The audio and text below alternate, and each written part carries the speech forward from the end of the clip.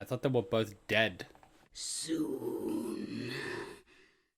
Very, very soon.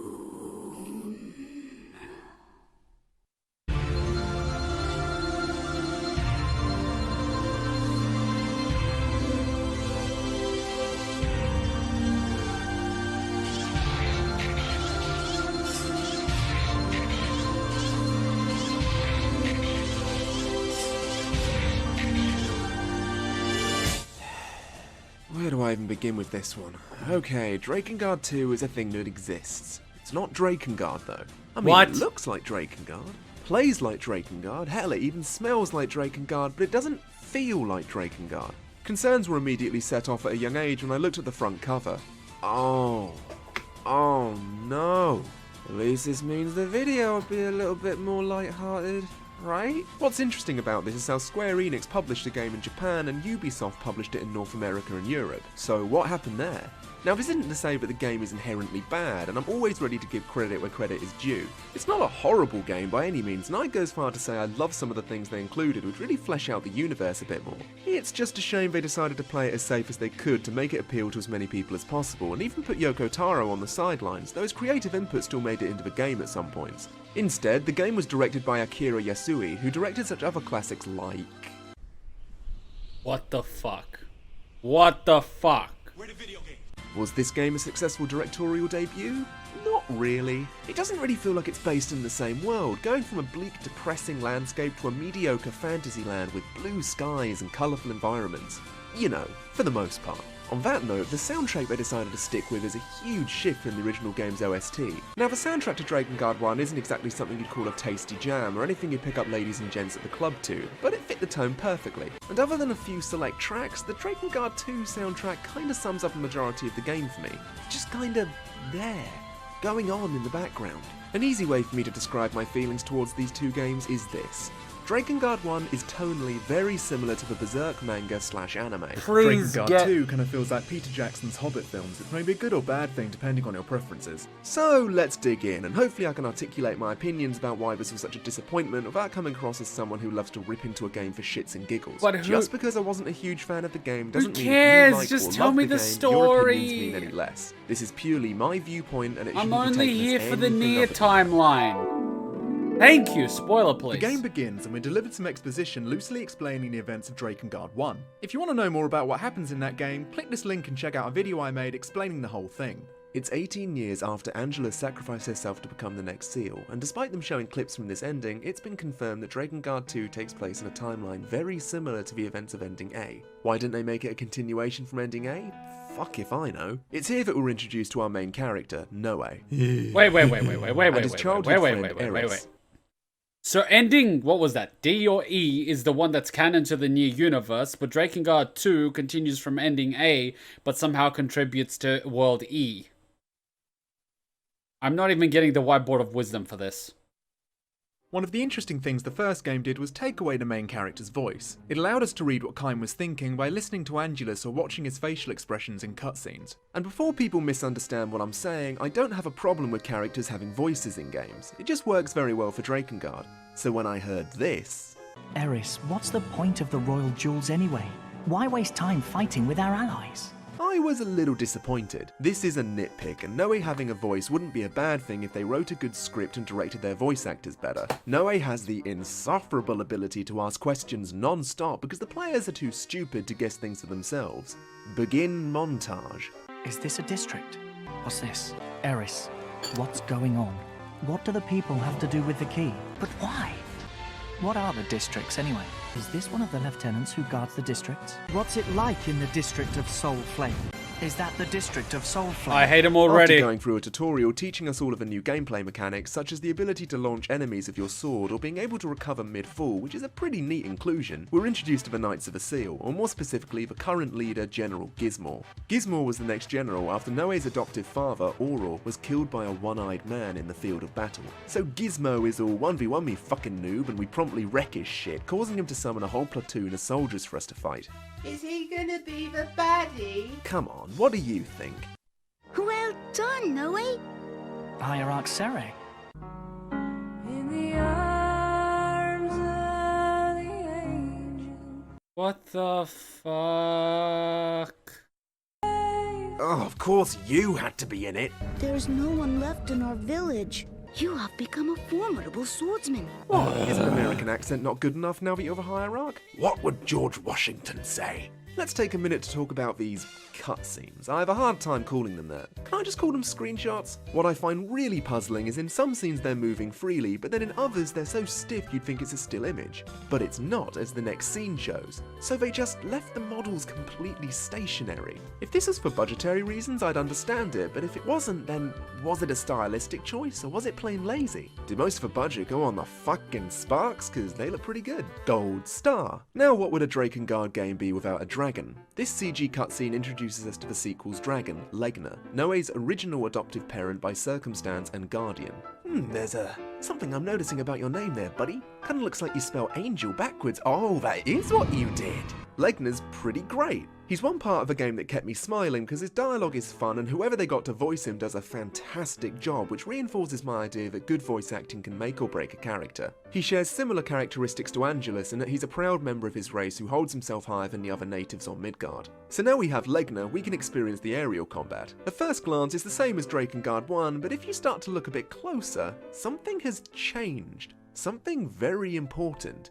They removed the weight. Controlling Legna is comparable to a paper aeroplane. As you can see here, his movements are very sharp, which can make controlling him a teensy bit disorientating. They had the dragon movement sorted in the original. Why did they decide to do this? Ground combat with the dragon has improved immensely. In the original you could only fly on a set height, which didn't really make that much sense, but in the second you can go fucking everywhere. You can also go into first person mode, which makes shooting scattered enemies much easier. Angelus's widespread fire attack has been replaced with overdrives, which trigger a small cutscene where Legna tears up house and causes a bit of a mess. We meet back up with Eris and gain her as a playable character. The companion system is necessary in Drakengard 2, as Nowe can only wield swords, Eris can only wield spears, etc, so on. Some enemies are only weak to spear attacks, so changing to the other characters is basically necessary to progress unless you're like slogging through a boring HP bar for a minute or two. After destroying the monsters, Welcome we to get NieR to the Automata. district. Within the districts are the keys, which are put in place in order to protect the surrounding lands and are split up into 5 different places around the world. Each one of these keys are protected by a pack partner. However, the guardian of this district is missing.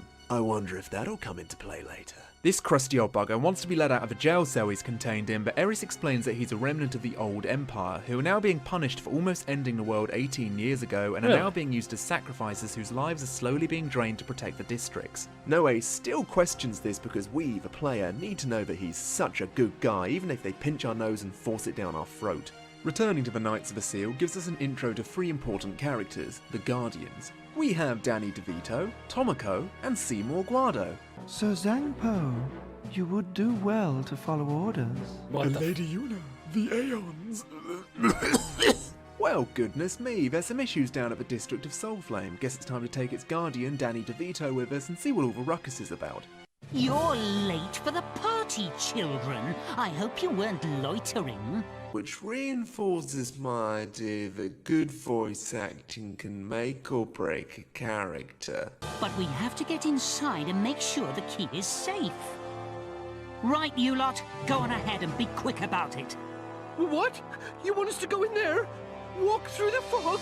Oh no! But the war with the Empire was years ago. We can't keep punishing them. Please wait. Lady Mana.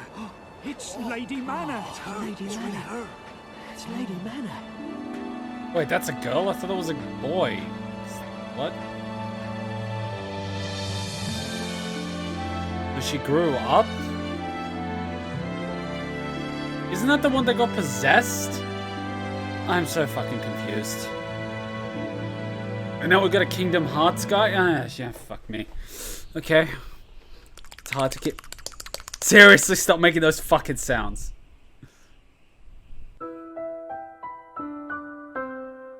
Mana, the little girl from the first game, is back, and the 18 years have matured her like fine wine. In Drakengard 2, she's trying to repent for the sin she committed 18 years ago by freeing the peasants who are slaves to the districts and their guardians. She believes by doing so, it'll bring peace and equality to the land, but, you know, she could at least attempt to sound a little excited by this. I have some knowledge of the black magic arts. A one-eyed man. No.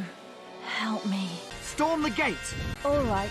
Mana and Zangpo have a little fight, and Mana taunts him over his pack price, his ability to eat. Zangpo ends up losing despite having Ifrit as a fucking pack partner who never bothered to show up, I'm guessing because it was cut from the final game. As the key is destroyed, Zangpo is destroyed with it. A guardian has their life bound to the key, which makes protecting it personal. Damn!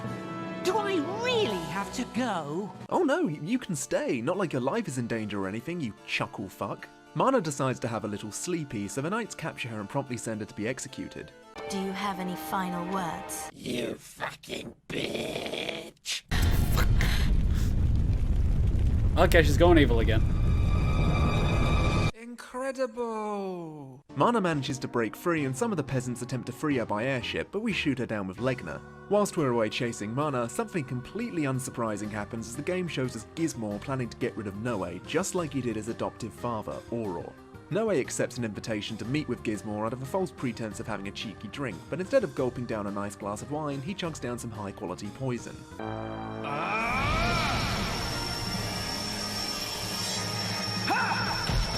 He turns into what then?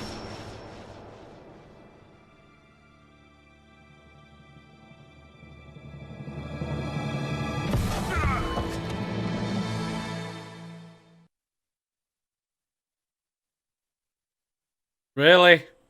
So this is where the actual plot starts to kick in. Nowe has been branded a traitor by the knights for brutally attacking Gizmo and tries to escape to Legna for a quick getaway.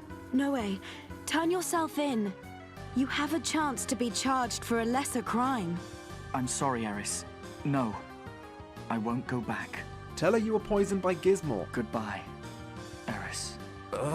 What's all the fuss, my boy? What have you done? Legna, I can't stay here anymore. We have to fly. Fly far away. I wasn't planning on eloping with you just yet. What the fuck? What the fuck? What the fuck? Anyways, I'm gonna fast forward past a ton of filler. Stop and drop us looting off the where Nowe dragon. escapes with Legna to their old home in the mountains, which is where Legna first found Nowe, alone and feral. Oh yeah, Legna changed forms. What the hell's going on there? They arrived, but the knights predicted they would escape there for safety and ambushed them. This way. But who is that mind-numbingly bland voice I hear? Why, it's Mana who's come to save the day. They have lightning powers now?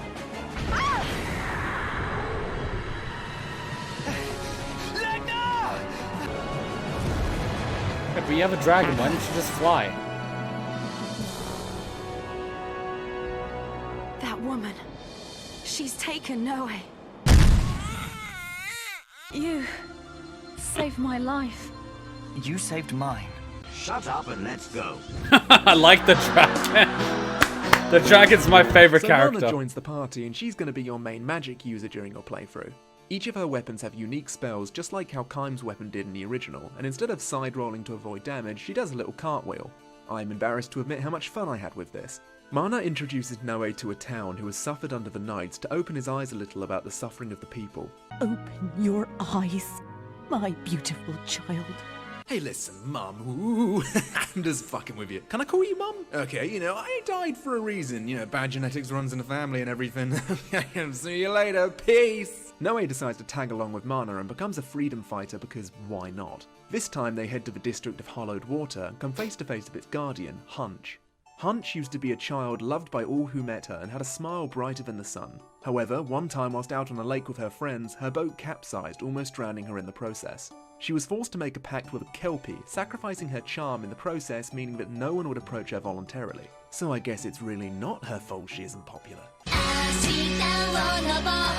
The game makes it out that she's an unattractive creep, but going by the official art, I don't know. Maybe I have bad taste. Keep it Hunch down, lets boy. It slip that she was the one who had the idea to poison Nowe and Auror. Nowe gets understandably Why flustered does she about have a this and lance points her to without the a death. horse? Tasted funny, did it? Made your head spin, did it? Oh, for fuck's sake. You know that woman's actually like 40?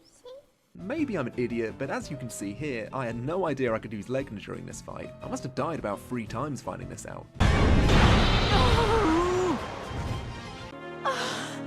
It hurts. I'm finished. I'm done for. I don't want to die. No. No. No. It never used this. You fucking drowned, I that's what used to happened. be so happy. Everyone loved me. What happened? What happened? Storm. The darkness. They'll get to NieR, they'll get to NieR, they'll get to NieR, they'll not get to To NieR. swallow me up. This will all make sense. What's this? Am I feeling some kind of empathy towards a seemingly evil character? Am I feeling sad right now? This is No. Drakengard. It is still in there somewhere. Hunch dies miserably and the key to the district is destroyed, allowing the rivers in the land to flow again. Before they have the chance to fly to the next one, they're Wait, you interrupted stopped the by rivers Urick. from All I flowing? know right now is that I can never go back to the Knights of the Seal. Never.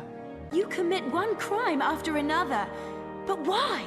Tell her you were poisoned by Gizmo, you fucking idiot! The duo are now in search for a member of the Knights who abandoned the Order a long time ago to help them in their journey. They are told to go to the city of Rust where the man was last seen. When they get to the city, Nowe wanders around the empty streets asking for information. If you ever return to the city on a free mission, you can hear some interesting dialogue including some information regarding a former character we once knew. Some time ago, can't recall when exactly, a blind man came to this town, but he acted really strangely around the kids in the town. Oh my god, it was the pedo. After finding themselves in quite the pickle with a few bounty hunters, a masked man drops in out of nowhere to save them. He flashes them, but I guess the sight of his monster cock was enough to scare them away because they flee with their tails between their legs. Can't argue with that. What the fuck? What the fuck? What the fuck?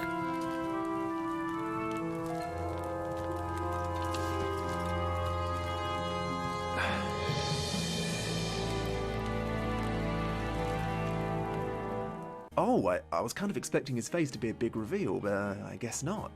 What the hell. This is our new companion and axe user, Urick. Once a member of the Knights and was a close friend to Nowe and Eris. He warns a party to make a fast retreat due to the Knights sending more forces and the appearance of a one-eyed man, who, if you've forgotten, was the one who killed General Oral when he was poisoned. And now, it's at this point in the game where things start getting interesting.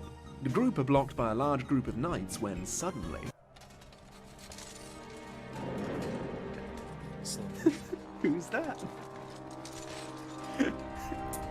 Oh shit! Who could that be? Oh shit!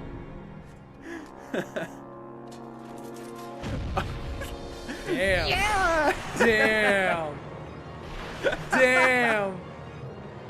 It's my... Holy shit! It's my boy! They even made it pacey too. Oh, it's fantastic. Dude, Kime Guts is like the best guts. Okay. Yeah, he's really enjoying himself. That was sick. That was actually pretty fucking cool. The entire build-up. Help me. She sounds so lackluster. What? That in no way helped me understand the story. Patient whilst I was working on this. I never intended it to be split into two parts. Why are you wearing a schoolgirl outfit? What's wrong with you, boy? Why do I have the feeling that after watching 3 videos, the part that relates to NieR is going to be like a 30-second segment like in the first game? I have this lingering feeling. Alright, let's just do it. Let's just do it. He's going to loot the dragon. He eludes himself. It's just weird. Let's just do it for the sake of NieR. You're late for the party, children. Is this one of the lieutenants who guards the district? Well done, Nowe. You have become a formidable swordsman.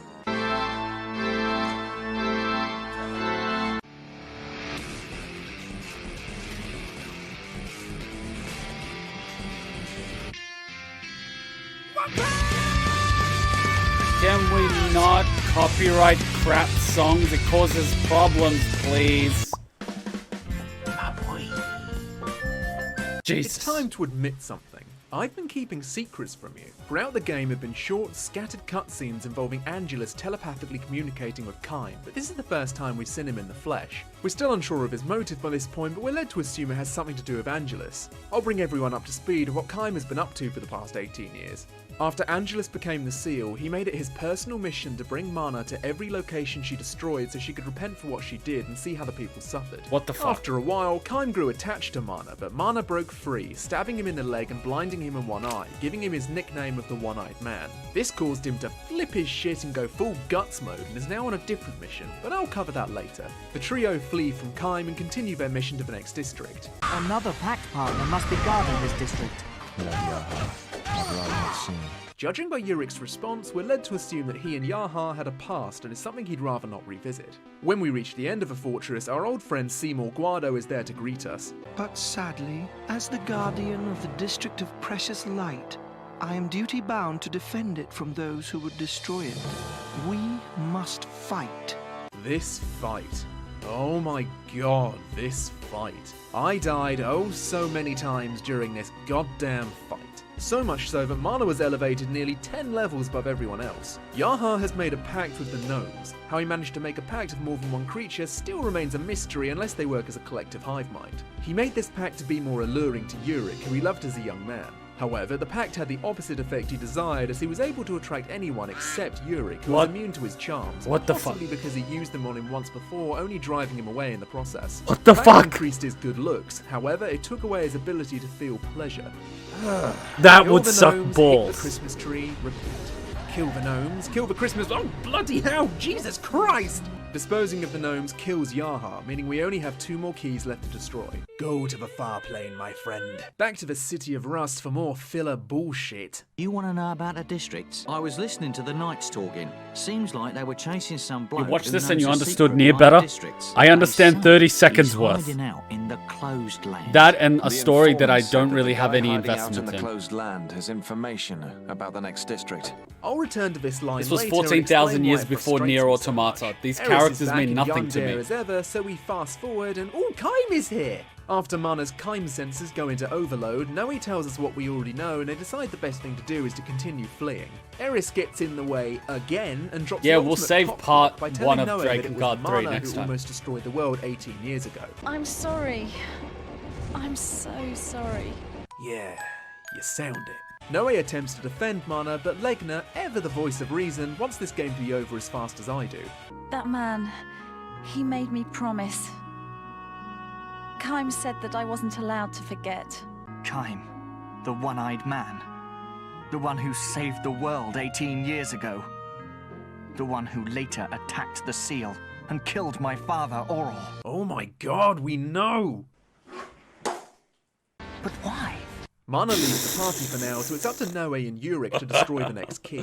They land at their destination, but Kaim beat them to it and has kidnapped Mana.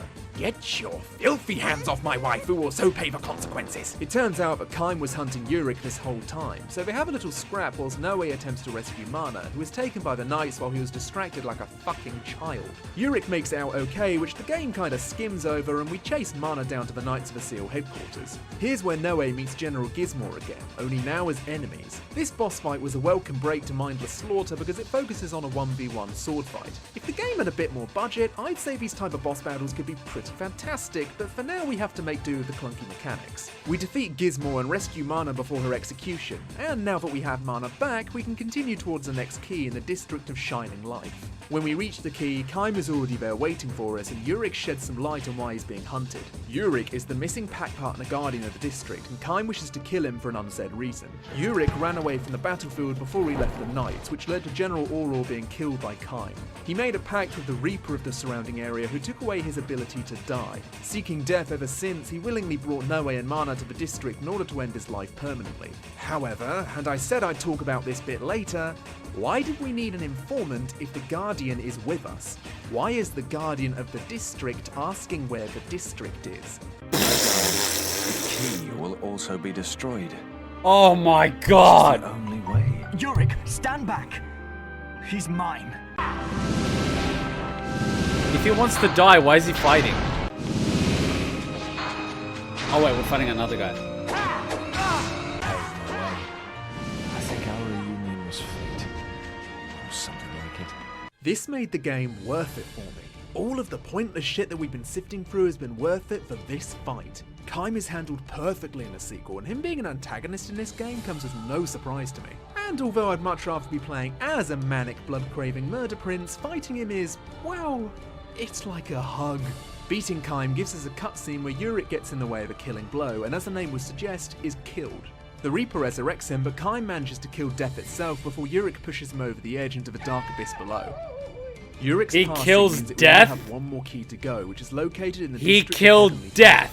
My boy, where is that joker? Urick died to free the district of Shining Light. He killed death. I see. Well, that lightens my load. Everything's going smoothly till Legna takes a bullet to the wing. He crash lands and we're forced to go on foot till Legna's wing is healed. Surprise, surprise, when we eventually get to the end of this level, it leads us straight to Eris and Gizmo. Nowe, you're still with her. Well yeah, Gizmo poisoned me. Haven't I told you that yet?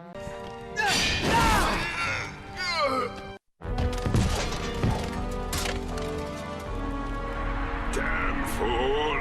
I will not be defeated by the likes of you! Oh my god, he's a Heartless! It ends now.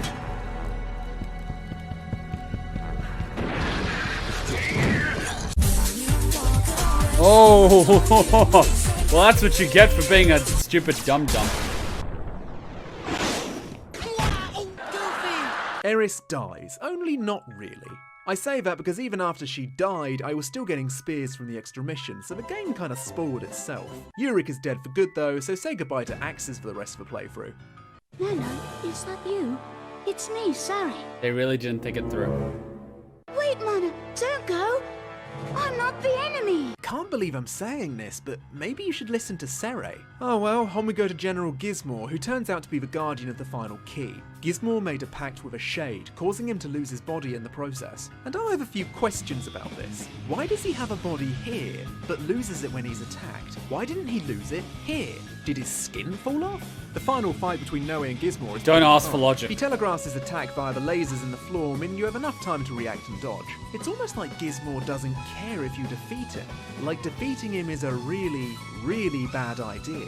Maybe you should have listened to Sere. You look upon me just as Oro did. It is the look of a man who knows only hope. Oh my god, Nagito's having a hard-on. Disgust me. If the world will not be my plaything, I don't care what you do with it. What?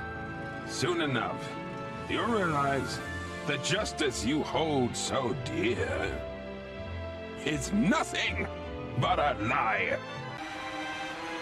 What now? We're gonna go 10,000 years in the future or something?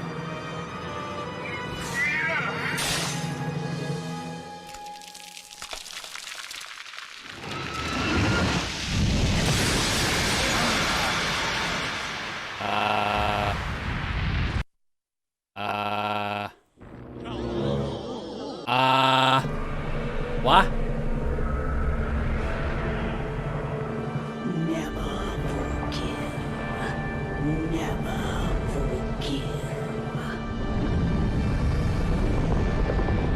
You wake up after 18 years, right? Wait, so you've been bound for 18 years? Were they at least feeding you?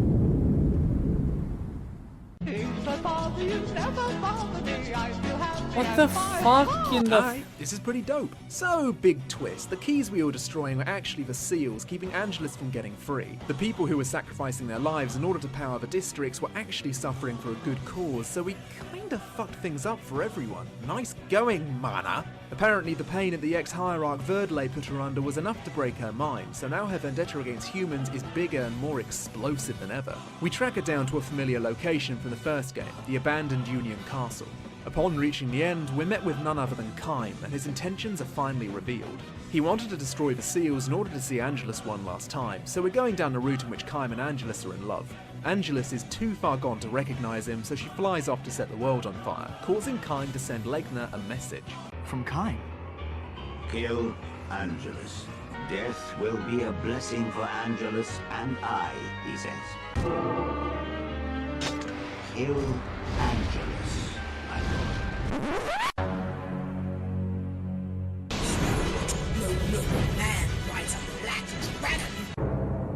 Oh, you racist bitch! Did we get her? I think so. Shut the fuck up, you cunt! Each scene is one of the better done scenes in the game. Angelus has come to her senses and finally remembers her pact partner, realising how much the world must hate him since he tried to set her free. They share a short moment together before Angelus passes away. Aww.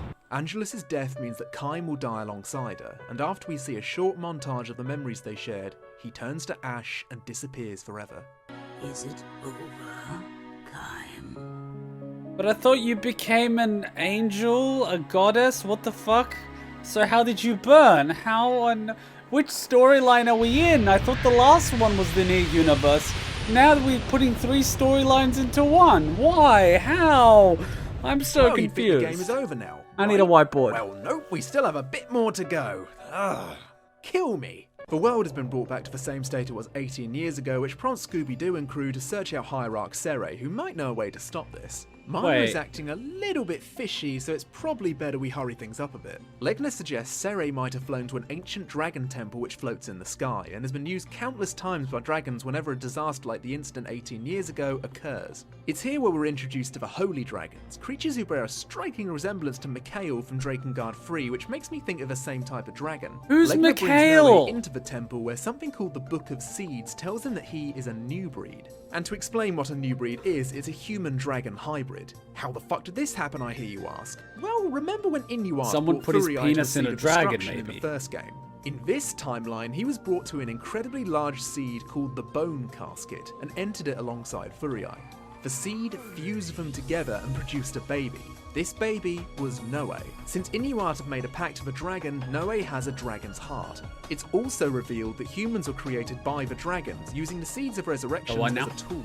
Nowe is the perfect weapon spawned by the Bone Casket, and is destined to fight the Watchers, or Nameless as they're called in this game. Well damn, looks like the plot is finally going somewhere unique. Thank you! Yeah, Eris is alive. Hooray!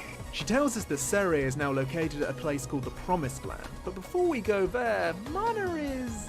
You will fight us. Foolish humans. Well, it looks like it's Melvin. Will we kill her?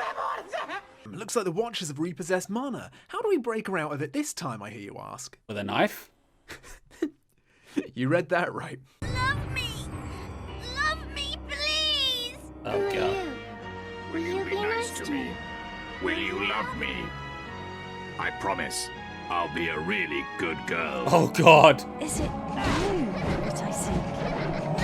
Is it I that you seek? There is someone waiting for me. So I'm guessing this is meant to represent Nowe calling out to Mana's subconscious, and it's played out as this crazy fever dream, which is what I feel a sequel to Drakengard severely lacked. It's such a shame that Drakengard 2 has great moments like these scattered throughout, but still feel bogged down and pointless when you look at the game in its entirety. Nowe gets through to Mana and she breaks free of the Watcher's grasp, just like that. Apparently all you needed to do was use the power of love, which I know all too well. What the Ooh, we got fuck? Eris back. But we've only got one more mission to complete, and that's in the sky, so what's thanks, the point? I guess? Eris claims that Hierarch Sere has found another goddess, and that if he places the seal on her quickly, the world can still be saved. So, let's get this over with. Let's defeat the final boss. Upon reaching the Promised Land, Legna starts acting a little... He tells Nowe that he's nothing but an artifact and must obey the Book of Seeds, which is apparently the future set in stone. Nowe decides to disagree with Legna and claims he's a human, despite not being human. Legna, understandably, gets a little bit irritated with Nowe's shit and summons a humongous horde of holy dragons to start taking over Midgard. Here we see Sere actually being useful as he summons an army of golems to combat the dragon's attack. Sere tells the party that if the dragons were to take over Midgard, the future of humanity would be in a much worse state than if the Watchers were to continue ruling. So, oh god. Yeah. Really? We don't want that. Now we hate the was dragons? only raising Nowe in order to keep a close eye on him and raise him as a weapon. Nowe smacks Legna for being a naughty boy, but Legna's having none of that shit, which allows Nowe to finally awaken as a new breed. What the fuck? No way. No way. Are you okay? Can I have my personality back? Now it burns me to be called a regular human being. Isn't that ironic? Yeah, it's a good show. Yeah, it's quite nice. I wish I could be a savior. The dragons made humans, watchers made thingies. Dragons now worse than watchers attacking humans. But she doesn't have a personality. Why would you want to see her? Exactly. It's like fucking a bit of cardboard. Wait, what did he say? Or kissing a cardboard. Wait. I missed that. I was talking like an idiot. What did I miss? I wish I could be a savior. I do too. Want to be a savior? I want to save her. But she doesn't have a personality. Why would you want to see her? What the fuck like is... fucking a bit of Okay, cardboard. so they loot the dragon, they loot the girl, they loot everything in this game. Oh, fuck. Tastes like mayonnaise. Oh, white people. Can these guys shut up in the background? You're making this weird. Oh, fuck yeah! Oh. Why did they make this weird? Your dick's on your back? Is that good? Really? These guys are weird. He's gonna look down at his hand. I'm so fucked up. He came so hard he turned into Jesus. Really, guys? Man, I remember those days when I was young. I wish I could do that still. Super Saiyan Blue Goku takes to the sky to take on Legna, who is now completely evolved into a holy dragon. There's a touching moment where Legna clearly has a soft spot for Nowe, but in the end, it's too late. This fight has amazing potential, but sadly, it's incredibly awkward. Nowe stopping to attack in midair kills the flow and makes the fight last much longer than it needs to be. I'll give it some credit though, the music. I'm going to make a bold statement and say this is one of my favourite tracks out of all three Drakengard games. It's beautiful, but the impact of the music is destroyed whenever Nowe opens his stupid fucking mouth. Legna! What happened to you? Legna, is this my only choice? Do I really have to fight you? You really raised me only to use me in the end. Why does it have to be this way? Why, Legna? Why? Oh no! Is he steadying himself to breathe fire into me? It's the end of the game and you're still asking questions. Are you kidding me, dude? Ah! Legna! Okay, the guy that made this is like weird as still fuck. thanks him for raising him. Legna scoffs at this and claims he's a sentimental fool, just like his father. And if we go back to the first game, you might recognise who Legna was. He was Inuart's original pact partner. Now here's where I get really disappointed. Instead of having CG cutscenes, they just use screenshots. What? They use regular pictures of a CG cutscene and use these instead of wasting more precious budget on animating a proper one. And I'm sure some of you are wondering, what are the endings to Drakengard 2? Well, don't get your hopes up. They aren't nearly as long or as exciting as the first games. The first ending reveals that all of the dragons are disappearing and that Eris is the new goddess. Nowe is against the idea, but Eris is adamant to go through with it in order to save the world. She wanted to keep this secret from Nowe because Goddess means you can't do basically things a disappear. normal human woman can do. Such as sticking things in her pussy. No, What the fuck? Cummies for you. You can suck cock, bro. Dude! Eventually, Eris is branded with You the could seal, feel and the Mana and sexual Nowe frustration discuss of the her creator future, in both this. hoping they'll be able to see the day where Eris can lead the life of a normal woman again. The second ending involves us fighting the bone casket, which once it's broken out of its shell, attacks and absorbs mana. The gods are using mana as a last resort, and there's no other alternative but to destroy the bone casket, killing mana in the process. Okay. The loss of mana gives Nowe the determination to join Legna as the dragon's weapon, and attacks the Watchers head on. He and Eris are last seen flying with Legna and the Holy Dragons to bring this war straight to the gods themselves. And finally, the last ending. Or as I like to call it, the reason why I'm not touching Drakengard 2 for a long, long time. What I forgot to mention is that to get all the endings, you'll need to replay the entire game from the beginning in New Game Plus mode. Okay, that's not so bad, but you need to play the entire game again 3 times in ascending difficulty to get the final ending, which is a fucking montage of the events that happened to us previously and a goddamn hand-holding scene. Are you taking the piss? Are you having a chuckle? 60 hours I put into this game. 60 hours I spent replaying the game 3 times just so I could see the events I've already seen and hand-holding? Oh look, there's a dragon. Guess they aren't gone after all. Oh god, that took longer than I thought it would. Right, do I recommend Drakengard 2? Man, that's a tough question. I guess if you're deeply invested in the series and want to see the weird direction they decided to take, then yes, you should absolutely play it. I can't promise you you'll enjoy it, but there are clearly people who do, and I don't have a single problem with that. Overall, my disappointment stems from the fact that it's not a good Drakengard sequel. It looks cheaper, they And it looks like decided to Hitler. tone things down so children can play it, and whenever I hear people talking about Drakengard, it's never about how child-friendly the story is. What attracted most people I've spoken to is the dark method of storytelling. I mean, the game wasn't perfect. Hell, it was a mess if I really look into it, but the story was such a clusterfuck of weird ideas that it totally worked. Drakengard 2 just kinda sits there with a few good ideas. So and basically, they depressing shouldn't have or kicked flat out the out original adult creator, moments. Kotorako, whatever his I name. became a woman today. What in the I'll fuck? continue to bleed like this. What in the until fuck? day I What the die. fuck? What I'll the fuck? protect you from now on, Eris. I'm a man, after all, and you're a woman. Which end up feeling a bit out of place considering the tone jumps all over the place. I'll say this, play the game once through then stop. The other endings are not worth playing the game 3 times. Admittedly, New Game Plus mode gives you a few extras like being able to control all 4 characters from the start, and completing it fully allows you to play as a new breed from the get-go. But considering how much time I put into it, they don't feel worth it. Drakengard 2 made me depressed, but not in the way I wanted it to. What the fuck? Okay, who the fuck is this? Strong. Mikhail. Have a flower in your eye. Drakengard 3. Zero, you big dummy. Who's Zero? Whoa, hey there, you made it to the end. If you're new to the channel and enjoyed what you saw, why not subscribe? There's only one more. Okay, this guy has so much sexual frustration in him, I could basically taste it in this video. He kept making fapping noises, kept making sexual passes, and then, like, seriously, it made it weird, right? It made that kissing scene weird. It didn't need to be made weird. Like...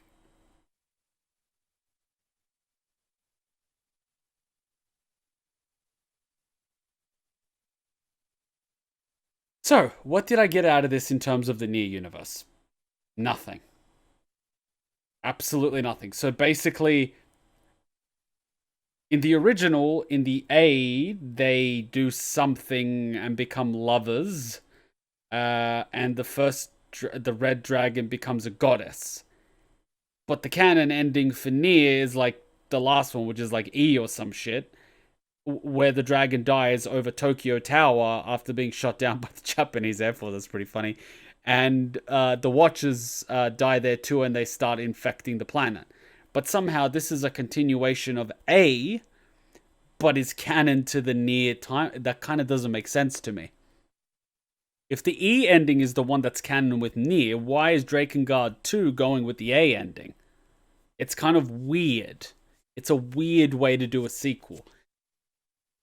Maybe they find out in Drakengard 3. They're humping the timeline, aren't they? They're humping the morphogenic field, aren't they?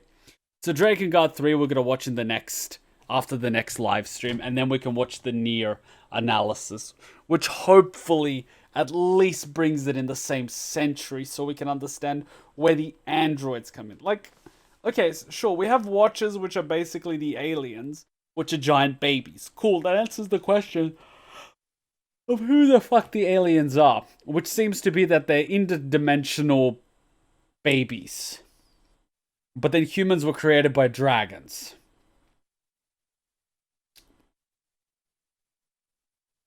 Cool.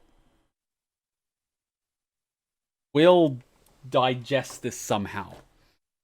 Going by this, NieR Automata is gonna be weird. Especially with the multiple endings. Because going by what Kotaro, whatever his name is, he likes to make weird endings. I mean, number 2 wasn't directed by him, so its ending sucked. But the first one's endings were dramatically different and had different timelines. These ones were just a cop-out. And I'm guessing 3, if it's directed by him, it does the same thing. So NieR Automata must definitely have a similar concept where each ending is a distinctly different timeline. Which should be interesting because it will let me experience multiple endings to the same story. Which I like. Yoko Taro? Okay, fair enough. I can remember Taro because I like Taro in my milk tea. And Yoko, I will try to remember as Yoko Taro. So I like having multiple endings to the same story because then I can sort of answer my own what-if questions. Because it gives me the what-if answers. But at the same time, imagine the amount of investment you would have to play these games to try to understand the NieR universe. And it doesn't help that NieR has a different name to Drakengard. But I can understand that from a marketing point of view of you don't want to release a game on the PlayStation 4 called Drakengard 5. Don't worry, you have to play Drakengard 1 on PlayStation 2 to get... I can sort of understand the marketing in that. But maybe it's a different timeline or one of the worlds. I don't know. Maybe it's a continuation of one of the timelines. Maybe. I don't know. I'm just throwing speculations out there. But at the same time, I can see the weirdness factor. And I can definitely see that Yoko Taro is a weird motherfucker. Like, weird shit. That kind of explains the thing he wears on his head. He must be a weird guy. Alright, thanks for sticking around for an extra hour after... Wait, no, this was an extra hour and a half after the stream to watch these. We'll watch Drakengard 3 analysis after the 3rd live stream. And then after the 4th, we'll get up to the NieR analysis. And then hopefully by then we should have everything we need to start understanding NieR Automata. Fortunately, NieR Automata hasn't come up to that point where we actually need this background info to go what's going on. We can just enjoy it on a surface level. But I have a feeling when it comes to the endings, we'll definitely need some of this background info. Especially in regards to how certain things were created. Like, what are those powers? What are those things? I think I understand less than I did before. I think I kind of share the same boat with you, Frick, in that regard. But I think the energy source and the watchers being the aliens and that weird looking book, it's going to tie in somewhere. So hopefully the investment will be worth the payoff in the end. But in the meantime, let's take a break because we definitely need one. I'm working tomorrow, the day after tomorrow, the day after that. And then Saturday, we're doing, again, Zero Escape, followed by Uncharted. Sunday, we are doing Undertale, followed by Kingdom Hearts. And then Monday, we'll probably do another game, probably Resident Evil 2. And then the next, day I have off from work, we'll do NieR. I don't know whether it's going to be a Tuesday or a Thursday or a Friday. I'll see what it is. Watch up to NieR Analysis 3 for the finale. Fair enough. I'm guessing that's going to help me understand NieR Automata's ending. Fair enough. That makes sense. That makes sense. But at the same time, I don't feel like we need to rush it because in NieR Automata, we're not just pushing the storyline itself. We're also doing the side missions. So I think we have at least a few live streams before we hit a ending. And even if we hit a ending, it'll be okay because we have to replay the whole game in order to get the second ending, in order to unlock the 3rd playthrough. So I don't think it's critical that we rush this as soon as possible. We should be all right. Even if we get the first ending without watching the NieR analysis, we should be okay because we'll get to watch the ending again. So we should be all right. Like, we'll be fine. By the time we get, we're not going to finish the game in another stream. I don't think so. I don't think it's that short. I would be surprised if it is, but with the amount of side missions that we're doing, I'd be shocked if we finish it next stream. Like, I would legitimately be shocked. I would expect at least another 2-3 streams minimum. Like, maybe 2 streams if we focus only on the story missions. But we're doing all the side missions too, so, like, no chance in hell we finish it in one go. Like, no fucking chance. What did that? Biz Nani. Alright guys, I'll see you guys on my Saturday, which is your Friday. Thanks for coming. I'll try to do a few reaction videos in the meantime. I've got to take a little bit of a break first. I'll see if I can record some reactions and then upload them on the reaction channel. Since my editing software is working, I just need to get Photoshop in. So thanks for coming. Thanks for making it awesome. It's kind of weird when you jump into a franchise. You jump into a rabbit hole and you don't know how deep the drop is. Like, it feels like we've jumped into a rabbit hole and we're still falling. Like 2 weeks in, we're still falling. That's how deep the rabbit hole is. So hopefully we hit the ground soon. Soon. Alright, I'll see you guys then. Bye. Child. What the fuck? Child. What is this? Don't listen to them, 2B. Together forever. Together forever. Carry me. They don't have any feelings. They're What just the fuck? imitating human speech. What the Let's fuck? take them out.